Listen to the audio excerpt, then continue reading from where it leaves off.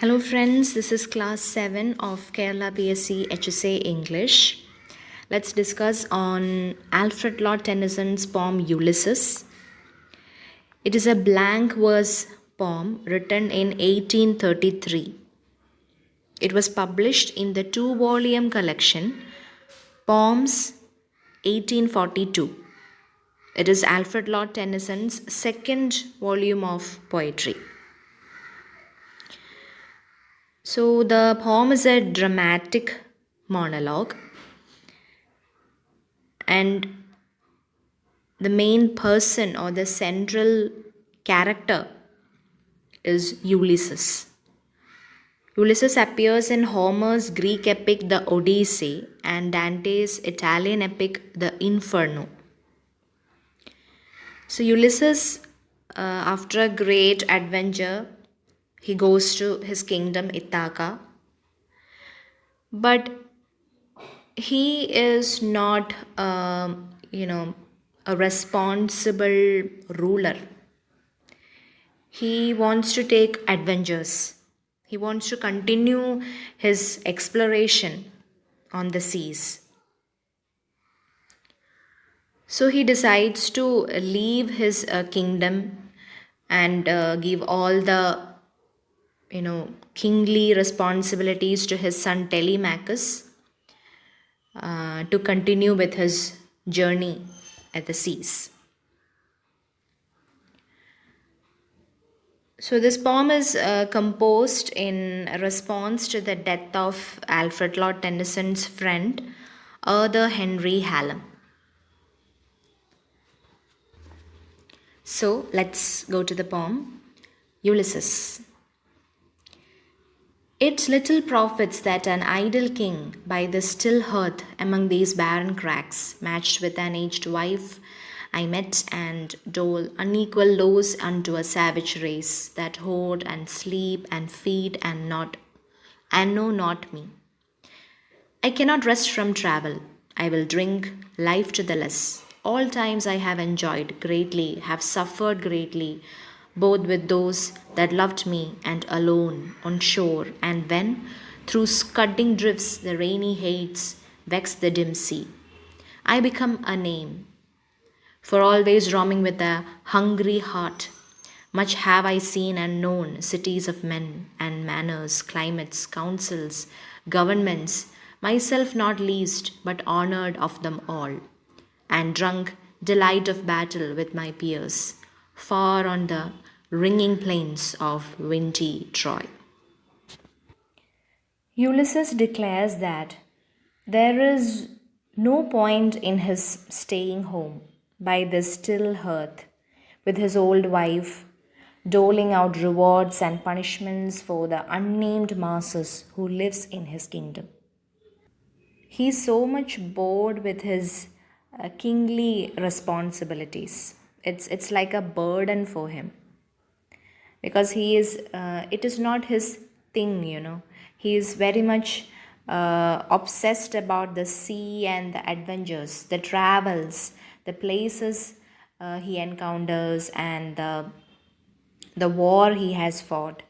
So he just want to go back to those kind of adventures rather than dealing with the matters of kingdom.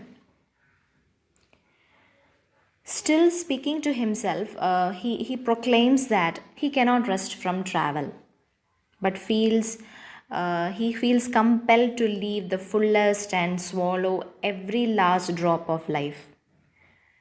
Life is very short, so he just want to travel and travel till the end moment of his life.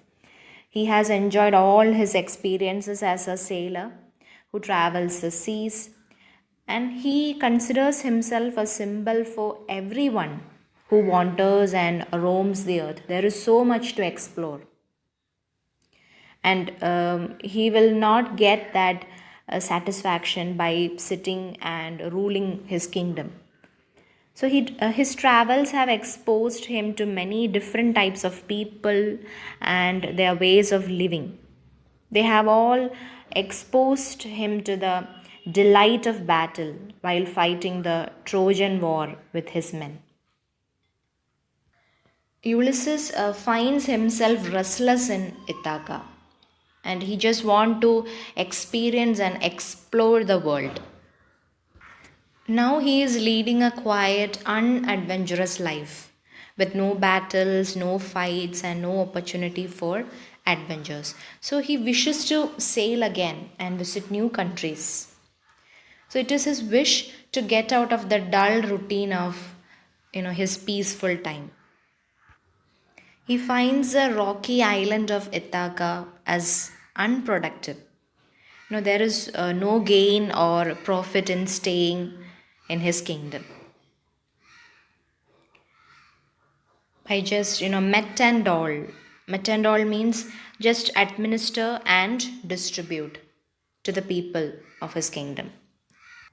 So he decides that he will use every available moment of life that God has given to him to gratify his longing for a life of travel and adventures. Lees, L-E-E-S, it means last drop. Here, life is compared to a glass of wine. So, just as a man drinks the very last drop of wine in the glass, Ulysses wants to derive the greatest joy from life by travel and adventures. So, he had experienced the adventures both on land and at sea during the worst seasons of storm and tempest. The expression scudding drifts refers to broken clouds, flying rapidly before the wind. And the Greek word Hades means rainers. It's a group of seven stars were called rainers, as their rising and setting were believed to bring much rain. And the expression vexed to the dim sea means, very stormy sea and therefore disturbed. He is very courageous. He is not afraid of worst situations. His heart is hungry for adventures, knowledge, and experience, because he has seen many people and places, and he has acquired vast information and knowledge. He has come through all sorts and conditions of people. So, everywhere he visited, uh, the people honored him as a very important person, and he has enjoyed the pleasures derived from action. Now he is inactive, so he wants to be back to action with his equals, with his fellow travelers.